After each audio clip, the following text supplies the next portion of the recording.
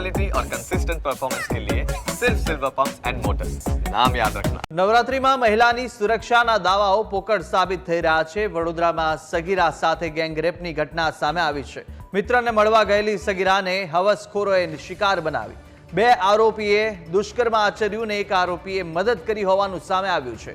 11:30 થી 12 વાગ્યાની વચ્ચે ભાયલી વિસ્તારમાં સગીરા સાથે ગેંગરેપ થયું હોવાની ઘટના પ્રકાશમાં આવી અને આ તમામ નવરાત્રી દરમિયાન મહિલાઓની સુરક્ષાની જે વાતો કરવામાં આવતી હતી તે સુરક્ષાની વાતો પોકળ સાબિત થતી હોય તેમ વડોદરામાં દ્રશ્યો સામે આવી રહ્યા છે।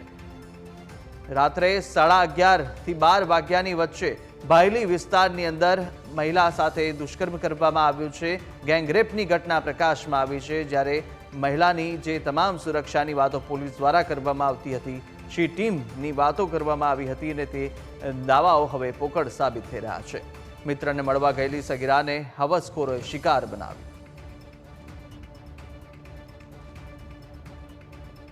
12 વાગ્યાની અરીસામાં આ વિસ્તારમાં બે બાઇક ઉપર 5 લોકો, એક બાઇક ઉપર 2 લોકો, બીજા બાઇક ઉપર 3 લોકો, એ લોકો આ બેને ત્યાં જોયા અને એ લોકો સાથે થોડી અભદ્ર ભાષામાં પહેલા વાત કરી અને જેનો પ્રતિકાર આ લોકો કરતા, જે વિક્ટિમ છે, જે પીડિતા છે અને એમનો મિત્ર, આ બેનો પ્રતિકાર કરતા આ લોકો માંથી 2 લોકો તો પહેલા નીકળી ગયા હતા, જે બાકી 3 લોકો રહી ગયા હતા। આમાંથી એક માણસ પીડિતાનો મિત્રનો ગોંધી રાખ્યા હતા અને 2 લોકો પીડિતા સાથે દુષ્કર્મ આચર્યા હતા અને એ કરીને લગભગ 12:30 ની આરીસામાં એ લોકો ત્યાંથી નીકળી ગયા હતા। સ્થળ ઉપરથી ઘણા બધા એવિડન્સ અમે લોકોને મળી ગયા છે।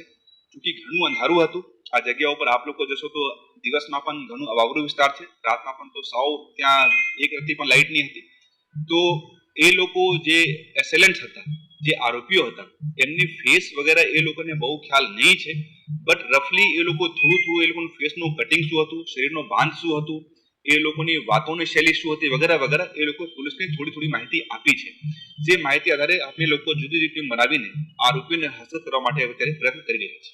ટોટલ 5 કહેવાય છે, બટ જેમાં 2 આરોપીઓનો માઇનર રોલ છે, જે શરૂઆતમાં થોડી અભદ્ર ભાષામાં વાત કરીને વહી ગયા હતા, બટ મેજર રોલ 3 આરોપીઓનો છે। એ તો માનો કે આરોપી જ્યારે આઈડેન્ટિફાઈ થશે ત્યારે એમની નક્કર એ શું છે એ ખ્યાલ પડશે, બટ જેટલી વાતો થઈ છે, જેટલા માનો કે મિત્ર સાથે પણ વાત કરી છે, પીડિતા સાથે પણ વાત કરી છે, તો લાગે છે કે આરોપી અંદાજે પુખ્ત વયનો છે અને 30-35 વર્ષનો અરીસાનો થવું જોઈએ।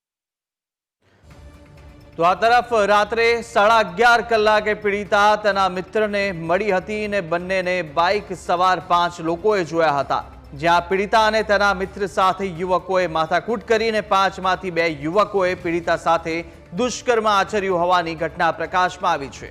એક યુવકે પીડિતાના મિત્રને પકડી રાખ્યો હતો, જ્યાં ગેંગરેપ થયાની જિલ્લા પોલીસ વડાએ પણ પુષ્ટિ કરી છે। જિલ્લા પોલીસની સાથે શહેર પોલીસ તપાસમાં હાલ તો જોડાઈ છે અને તાલુકા પોલીસ સ્ટેશનમાં આ અંગે ફરિયાદ નોંધવામાં આવી છે।